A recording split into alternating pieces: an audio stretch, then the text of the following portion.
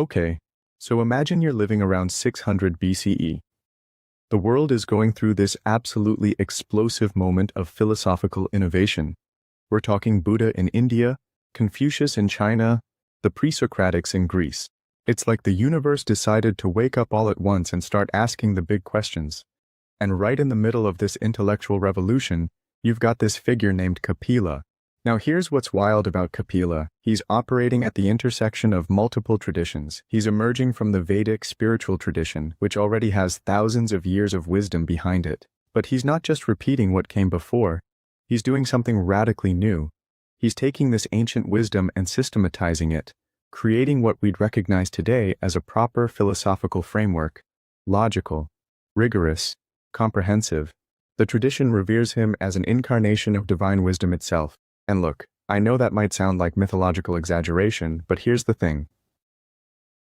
When you actually engage with his ideas, you start to understand why people saw him that way. This isn't just clever thinking. This is wisdom that cuts so deep it feels like it's touching something eternal. He found Sankhya, which becomes one of the 6 orthodox schools of Hindu philosophy. But orthodox doesn't mean conservative or backward-looking. Sankhya is actually one of the most intellectually daring philosophical systems ever created. It's attempting nothing less than a complete account of reality, from the material world we can touch to the consciousness that's doing the touching. And here's something that should make us sit up and pay attention. Kapila profoundly influenced Buddha. Think about that for a second. The Buddha, whose teachings would transform half the planet, was working with concepts and methods that Kapila had already developed. The analytical approach, the systematic categorization of experience, the focus on liberation from suffering, these all have roots in Kapila's work. But wait, it gets more interesting. Kapila is sometimes called the father of evolutionary doctrine. Now, I'm not saying he anticipated Darwin, that would be ridiculous. But what he did do was create a framework for understanding how reality unfolds, how the universe evolves from an unmanifest potential into the manifest world we experience. He's thinking about cosmic development, about how complexity emerges from simplicity, about the principles governing transformation. This is proto-scientific thinking, people. In the 7th century BCE, while most philosophical systems were content with mythological explanations, Kapila is insisting on logical consistency, empirical observation, and systematic analysis. He's saying, no, look, we can actually understand how this works, we can map it out, we can trace the principles. So why should you care about a 2,500-year-old philosopher? Because Kapila is addressing questions that we're still wrestling with today. What is consciousness? How does mind relate to matter? What causes suffering and how do we transcend it? Is there something eternal in us, or are we just temporary configurations of atoms? These aren't ancient questions. These are your questions. These are the questions that keep philosophers, neuroscientists, and thoughtful people up at night right now. Alright, let's get into what Sankhya actually is, because the name itself tells us something important. Sankhya comes from the Sanskrit word for enumeration, literally the act of counting and categorizing. And at first that might sound kind of dry, right? Like, okay, this guy likes making lists. Big deal. But here's where it gets fascinating. What Kapila understood, and this is brilliant, is that if you want to understand reality, you need to be precise. You need to map out the territory. You can't just wave your hands and talk in vague spiritual generalities. You need to identify the fundamental principles, enumerate them, understand how they interact. Think about it like this. Before you can navigate, you need a map. Before you can cure a disease, you need to understand anatomy. Before you can fix a computer, you need to know how the components work together. Kapila is doing the same thing with reality itself. He's creating a comprehensive map of existence. And central to his method is this concept called viveka, discriminative wisdom. This is the art of distinguishing between what's eternal and what's temporary, between what's real and what's merely apparent, between consciousness and matter. It's like developing the philosophical equivalent of 20/20 vision. Most of us go through life with blurry vision, not really seeing clearly what we're looking at. Viveka is learning to see with absolute clarity. Now Sankhya provides a universal framework. It's not just explaining one aspect of reality, it's explaining all of it. How the universe evolves from the unmanifest to the manifest. How consciousness gets entangled with matter. How psychological experience works. How liberation becomes possible. It's comprehensive in a way that most philosophical systems aren't even attempting. But here's what makes Kapila truly ahead of his time. His approach is remarkably scientific, not in the modern sense with laboratories and peer review, obviously, but in spirit, in methodology. He's insisting that something cannot come from nothing. He's looking for natural principles that explain phenomena. He's building a logical system where conclusions follow from premises. He's rejecting supernatural explanations in favor of understanding the actual mechanisms at work. This is why he's honored as the father of evolutionary doctrine. He's not just saying God created the world and leaving it at that. He's asking, okay, but how does manifestation happen? What are the stages? What are the principles governing the process? He's thinking about cosmic evolution in a systematic, analytical way. And the beauty of Sankhya is that it works on multiple levels simultaneously. It's explaining cosmic evolution, how the universe unfolds, but it's also explaining psychological evolution, how individual consciousness develops and becomes bound. And it's also providing a practical path, how we can reverse that process and achieve liberation. So when you're learning Sankhya, you're not just learning abstract philosophy. You're learning a technology of consciousness. You're learning how reality actually works, which means you're learning how to work with reality rather than against it. You're learning how to see clearly, how to discriminate between the eternal and the temporary, how to find freedom in a world that seems designed to trap us. This is philosophy as liberation. This is thinking as a path to freedom. And that's what makes Kapila not just historically important, but vitally relevant to anyone who wants to understand themselves and the world they're living in. Now, you might be thinking, okay, this sounds profound, but what's the actual framework?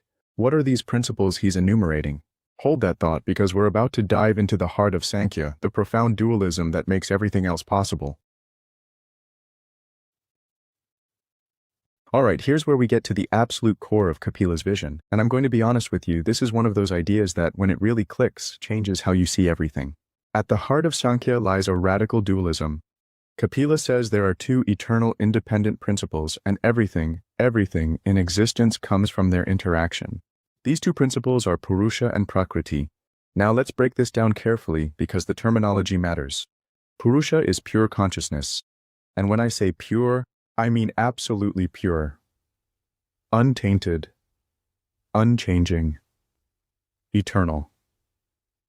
Think of it as awareness itself. Stripped of all content. It's not thinking about anything. It's not doing anything. It's not becoming anything. It just is, this luminous witnessing presence. Purusha is the eternal observer, completely transcendent, forever free. And here's something crucial. Purusha is plural. There are multiple individual souls, multiple centers of consciousness. You have your Purusha, I have mine. Each of us is, at our deepest level, this eternal witness. But here's the paradox, Purusha doesn't act. It doesn't create, it doesn't change, it just witnesses. It's like the light that makes everything visible but doesn't itself participate in what it illuminates. Now Prakriti, this is the opposite principle. Prakriti is primordial matter, but don't think of matter in the crude sense of dead, inert stuff. Prakriti is the creative force of the universe. It's dynamic, ever-changing, constantly evolving. It's unconscious, it has no awareness, but it's incredibly active. It's the source of all manifestation, everything we can see, touch, think, or feel. Prakriti contains within itself three fundamental qualities. We'll get to those in detail shortly. But the key point is this. Prakriti is what does everything.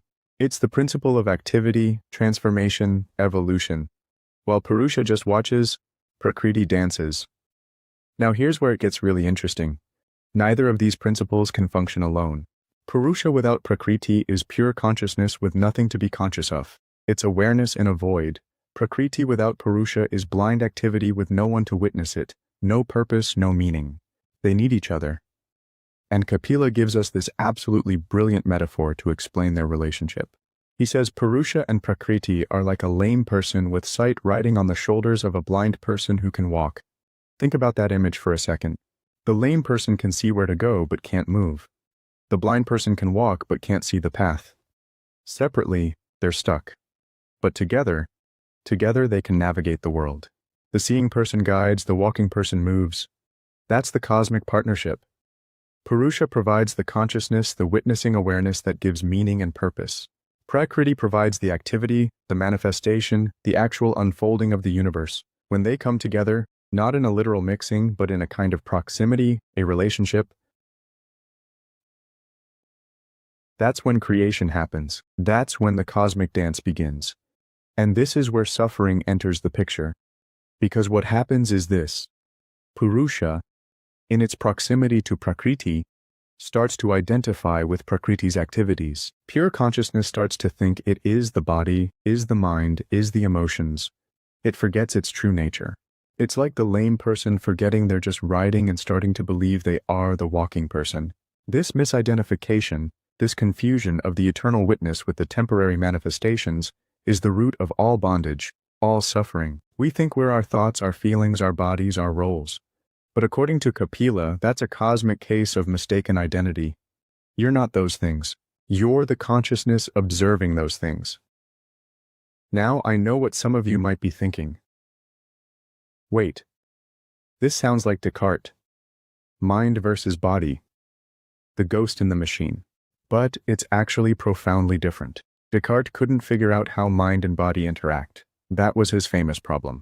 Kapila doesn't have that problem because he's not saying Purusha and Prakriti interact mechanically. They don't push on each other like billiard balls. Instead, it's more like how a magnet works. The magnet doesn't do anything to the iron filings, but its mere presence causes them to align. Similarly, Purusha's mere presence, its proximity to Prakriti, triggers Prakriti to begin evolving, unfolding, manifesting.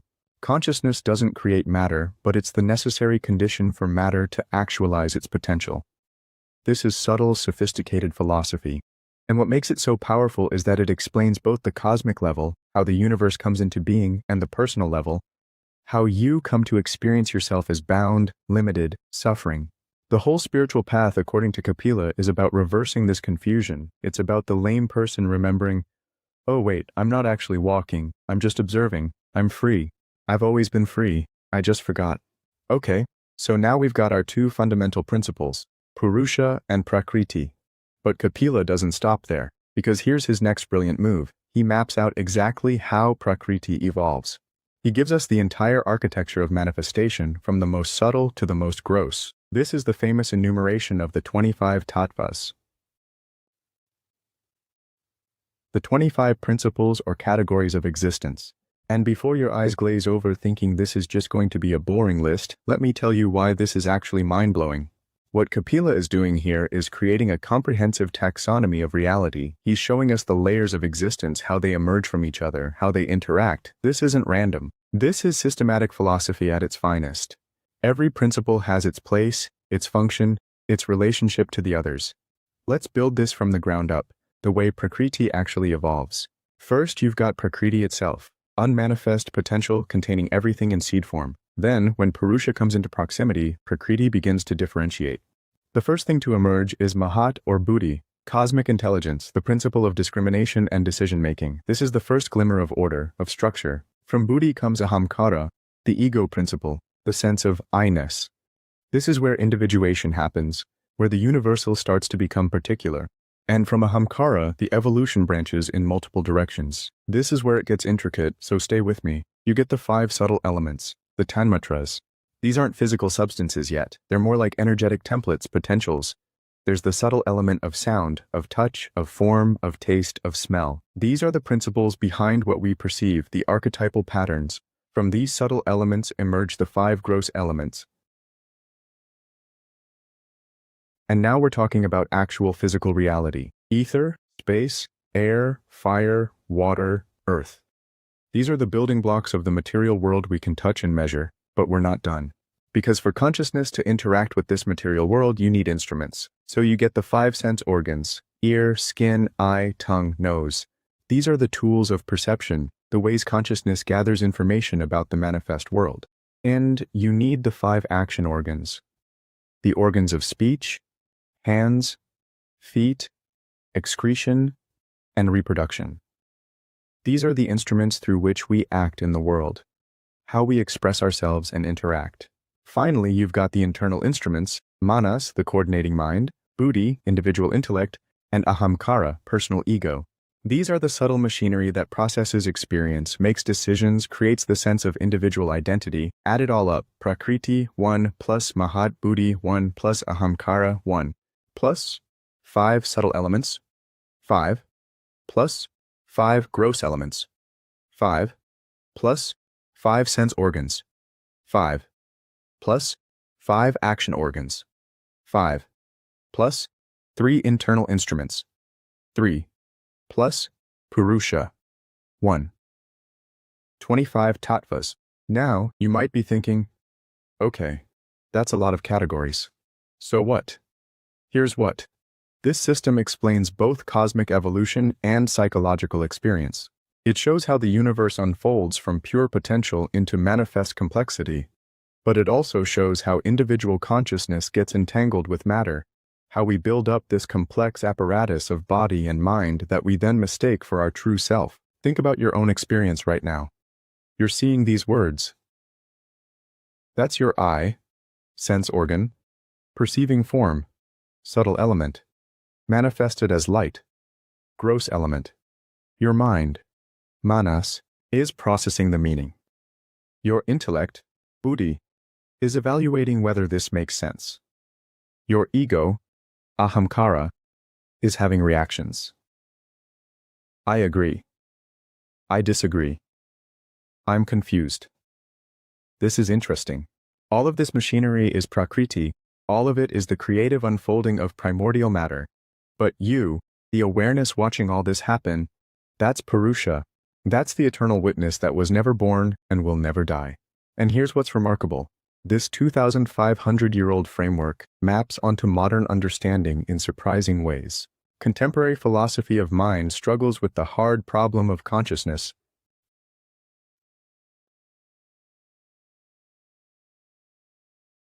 How does subjective experience arise from objective matter?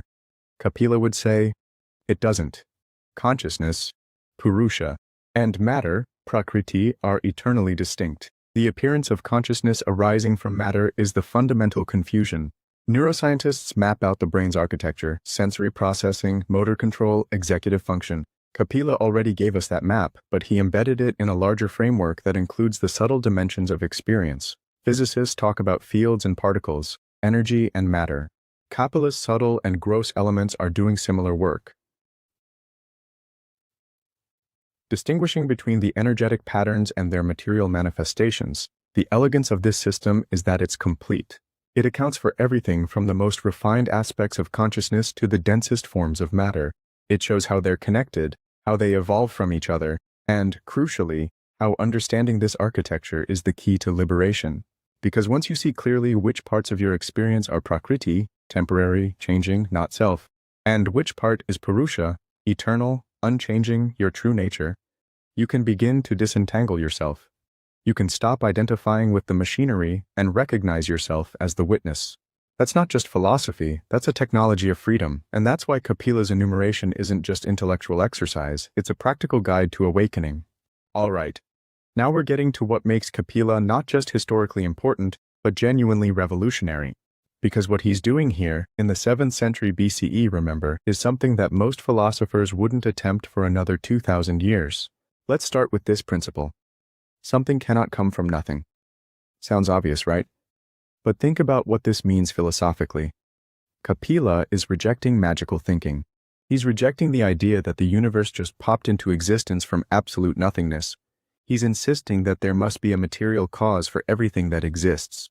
This is called Satkaryavada, the doctrine that the effect pre-exists in the cause. The clay pot already exists potentially in the clay. The tree already exists potentially in the seed. The manifest universe already exists potentially in unmanifest Prakriti. Nothing comes from nothing. Everything that emerges was already there in potential form. Now, why is this revolutionary? Because it's proto-scientific reasoning. It's insisting on causality, on natural principles, on logical consistency. In an era when most explanations were mythological, the gods did it, Kapila is saying, no, let's understand the actual mechanisms. Let's trace the principles. And this brings us to one of Kapila's most brilliant insights, the 3 Gunas. Because Prakriti doesn't just sit there as undifferentiated stuff. It operates through 3 fundamental qualities, 3 modes of being that govern absolutely everything in the manifest world. First, there's Sattva, the quality of harmony, clarity, lightness, illumination. When Sattva dominates, things are balanced, peaceful, clear. Think of a calm lake reflecting the sky perfectly. That's Sattva. Then there's Rajas, the quality of activity, passion, movement, transformation. Rajas is the principle of change, of energy, of doing. Think of fire, of wind, of anything in motion. That's Rajas. Finally, there's Tamas, the quality of inertia, darkness, heaviness, resistance. Tamas is what makes things solid, stable, but also dull and resistant to change. Think of a boulder, of deep sleep, of anything that resists movement. That's Tamas. Now here's what's crucial. These three gunas are always present. They're not separate substances, they're qualities that exist in different proportions. Everything in the manifest universe is a mixture of all three. Your body, your mind, your emotions, your thoughts, all of it is constantly shifting combinations of Sattva, Rajas, and Tamas. And this is reality's operating system. This is how Prakriti actually works. When you understand the gunas, you understand why things behave the way they do, why sometimes you feel clear and energetic, Sattva dominant. Why sometimes you feel driven and restless, Rajas dominant. Why sometimes you feel stuck and sluggish, Tamas dominant. But it's not just about psychology. The gunas govern cosmic evolution too. In the beginning, before manifestation, the three gunas exist in perfect equilibrium within Prakriti, but when Purusha comes into proximity, that equilibrium is disturbed.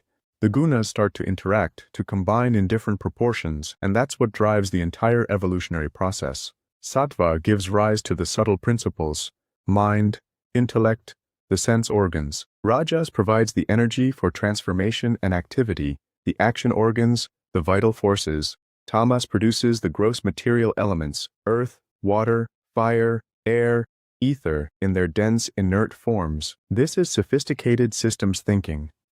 Kapila is giving us a dynamic model where everything is constantly in flux, constantly rebalancing, constantly evolving based on the interaction of these three fundamental qualities. But, and this is where it gets really practical, Kapila isn't just describing this for intellectual satisfaction, he's describing it because understanding this is the key to liberation. See, the whole problem is ignorance. Not ignorance in the sense of you don't know enough facts. Ignorance in the sense of fundamental misidentification. You think you are Prakriti. You think you are your body, your mind, your personality, your story. You've forgotten that you're Purusha, pure consciousness, eternally free, just witnessing all of this. And that ignorance is the source of all suffering. Because when you identify with Prakriti, you get caught in its fluctuations. When the body ages, you suffer. When the mind is disturbed, you suffer. When circumstances change, you suffer. You're riding the roller coaster of the gunas and it's exhausting. Liberation, moksha, comes from recognizing this ignorance and reversing it. It comes from discriminative wisdom, from viveka, from learning to distinguish between Purusha, your true self, and Prakriti, everything else. It's not about destroying Prakriti or escaping the world. It's about recognizing, oh, I'm not that, I'm the witness of that, I've always been free. And this is where the Sankhya Yoga methodology comes in. Because Kapila doesn't just give you philosophy, he gives you a practical path, a systematic step-by-step methodology for developing this discriminative wisdom. The method involves meditation, contemplation, study, training yourself to observe the movements of Prakriti without identifying with them, watching your thoughts without being your thoughts, observing your emotions without being your emotions, seeing the body as an instrument, not as yourself. It's like, imagine you've been so absorbed in watching a movie that you forgot you're sitting in a theater. You're completely identified with the characters, feeling their emotions, caught up in their drama.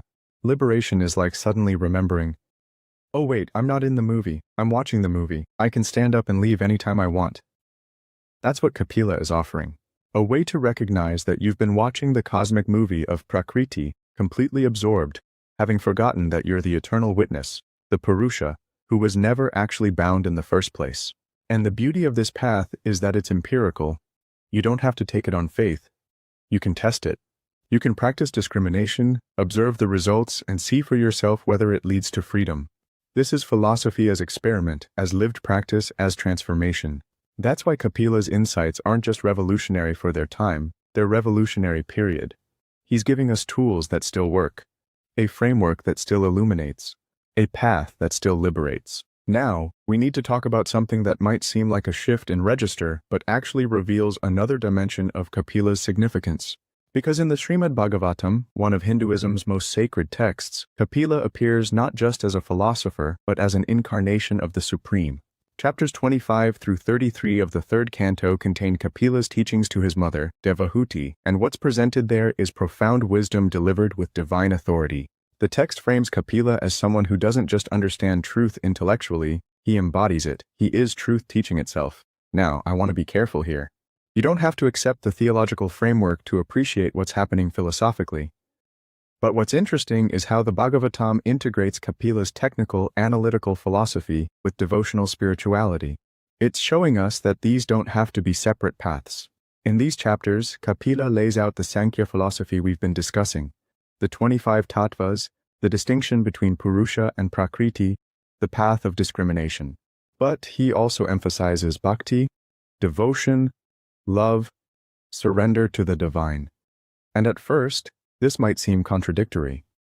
How can you have rigorous philosophical analysis and devotional surrender? But here's what Kapila is saying, and it's subtle. Intellectual understanding is necessary but not sufficient.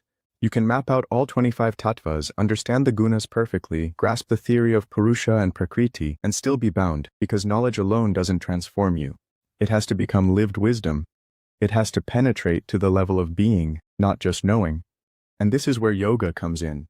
Not yoga in the modern sense of stretching exercises, but yoga in the classical sense, the systematic practice of uniting consciousness with its source. And for Kapila, the highest yoga is bhakti yoga, the yoga of devotion. There's a famous verse where Kapila says, "The highest yoga is that which severs the connection with suffering. It should be practiced with determination and an undisturbed mind." Notice the language. Severs the connection with suffering.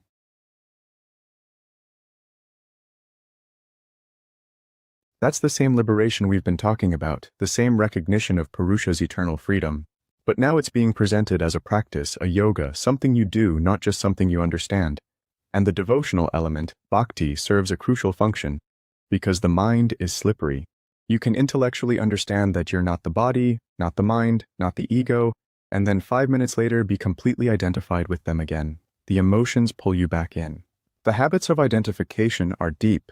Devotion provides an anchor. It gives the heart something to hold on to while the intellect is doing its work of discrimination. It's like the intellect is the surgeon making precise cuts, separating Purusha from Prakriti, but devotion is the anesthetic that keeps you steady during the operation. It's the love that makes the difficult work of self-transformation bearable. The Bhagavatam also emphasizes that Kapila's teachings are transcendental. They come from beyond the material realm. And whether you take that literally or metaphorically, there's something important being signaled here. This isn't just human philosophy, subject to human limitations and biases.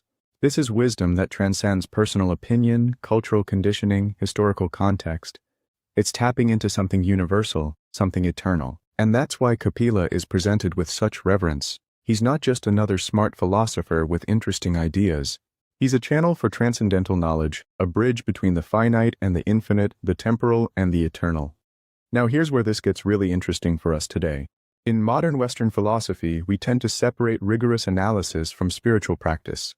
You've got your analytic philosophers doing logic and argumentation, and you've got your spiritual practitioners doing meditation and devotion, and rarely do the two meet. But Kapila shows us they don't have to be separate. You can have the most rigorous, systematic, logically consistent philosophy and a deep spiritual practice. The analysis sharpens your discrimination. The devotion softens your heart. Together they create transformation. The Bhagavatam's presentation of Kapila is saying, don't just study this philosophy, live it. Don't just understand the distinction between Purusha and Prakriti intellectually, realize it in your being. Don't just know about liberation, become liberated. And the devotional path accelerates this because it engages the whole person. Not just the intellect, but the emotions, the will, the heart. When you love the truth, when you're devoted to wisdom itself, the practice becomes natural. It's not a grim duty you force yourself to do. It's a joyful engagement with what you love most. This integration of philosophy and devotion, analysis and practice, knowledge and love, this is what makes Kapila's teaching complete. It addresses the whole human being, not just the thinking part. It provides both the map, the philosophy, and the fuel, the devotion, for the journey to liberation. And that's why, even 2,500 years later, these teachings remain vitally alive. They're not just historical curiosities or abstract theories. They're a living path, a practical methodology, a way of being that can transform your life right now. Okay, so we've explored Kapila's philosophy in depth, the Purusha Prakriti dualism, the 25 Tattvas, the 3 Gunas, the path to liberation. But now I want you to see something remarkable, how these ideas didn't just stay confined to one philosophical school. They rippled outward, shaping traditions, inspiring thinkers, influencing the entire landscape of Indian philosophy and beyond. Let's start with the most obvious connection: classical yoga. When Patanjali compiled the Yoga Sutras sometime around the 2nd century BCE, and by the way, these are the foundational texts of yoga as we know it today, he didn't invent his philosophy from scratch. He built it on Sankhya metaphysics. The entire philosophical framework underlying the Yoga Sutras is Kapila's system. Patanjali takes the Purusha Prakriti distinction as given. He accepts the 25 Tattvas. He works with the 3 Gunas. What he adds is a systematic methodology for achieving the discrimination that Kapila described. He's essentially saying, okay, Kapila showed us the map of reality and explained that liberation comes from recognizing Purusha's distinction from Prakriti. Now here are the specific practices, the 8 limbs of yoga, that will get you there. So every time someone practices yoga today, and I mean classical yoga, not just the physical postures, they're working within a framework that Kapila established. The whole goal of stilling the mind, of achieving kaivalya, isolation of Purusha from Prakriti, of recognizing your true nature, that's Sankhya philosophy in action. But the influence goes way beyond just yoga. Let's talk about Buddhism. Now, Buddha didn't call himself a Sankhya philosopher. He actually critiqued certain aspects of Sankhya, particularly the idea of an eternal soul, Purusha, which conflicted with his teaching of anatta, no self. But look at the method, look at the approach, and you see Kapila's influence everywhere. The analytical methodology, breaking down experience into component parts. The systematic categorization. Buddha's lists of aggregates, sense bases, mental factors. The emphasis on discrimination. Seeing clearly what's permanent versus impermanent. What causes suffering versus what leads to liberation. The recognition that ignorance is the root problem and wisdom is the solution. These are all moves that Kapila pioneered. Buddha is working in a philosophical landscape that Kapila helped create. He's responding to Sankhya, modifying it, taking it in new directions, but the influence is undeniable. And then there's the broader influence on Indian metaphysics. All 6 orthodox schools of Hindu philosophy, Sankhya, Yoga, Nyaya, Vaisheshika, Mimamsa, Vedanta, they all engage with Sankhya concepts. Even when they disagree with Kapila's conclusions, they're responding to questions he raised and categories he established. Vedanta, for instance, critiques Sankhya's dualism and argues for non-dualism instead, but it's still grappling with the same fundamental questions about consciousness and matter, the eternal and the temporary, bondage and liberation. The debate itself shows Sankhya's centrality. The Nyaya school's logic and epistemology, the Vaisheshika school's atomic theory, these are developed in conversation with Sankhya's framework. Kapila set the terms of the philosophical discussion for centuries. But here's what really blows my mind: the relevance to modern consciousness studies. Contemporary philosophers and neuroscientists are still wrestling with what's called the hard problem of consciousness. How does subjective experience arise from objective matter? How does the brain produce the mind? What's the relationship between the physical and the phenomenal? David Chalmers, Thomas Nagel, John Searle. These are serious contemporary thinkers who are essentially asking Kapila's questions. They're grappling with the same mystery: how does consciousness relate to the material world? And while they don't have Kapila's answers, most of them wouldn't accept his dualism. The very structure of the problem is remarkably similar. You've got this thing called consciousness that seems fundamentally different from matter. You can study the brain all you want, map every neuron, trace every chemical reaction, but you still haven't explained why there's something it's like to be conscious, why there's subjective experience at all. Kapila would say, Of course, you can't explain consciousness in terms of matter. They're fundamentally distinct principles. Purusha is not produced by Prakriti. Consciousness doesn't emerge from matter. They're eternally separate categories. Now, you don't have to agree with that solution, but you have to admit it's a coherent response to a problem we're still facing 2,500 years later. And there are other surprising parallels. Quantum physics talks about the observer effect, how observation seems to affect what's being observed. Kapila talked about how Purusha's mere presence triggers Prakriti's evolution. Obviously, these aren't the same thing, but there's a similar recognition that consciousness and matter interact in ways we don't fully understand. Systems theory talks about emergence, about how complex systems arise from simpler components following basic rules. Kapila's description of how the 25 Tattvas evolve from Prakriti through the interaction of the three Gunas, that's systems thinking avant la lettre. Cognitive science distinguishes between different types of mental processes: perception, memory, reasoning, emotion.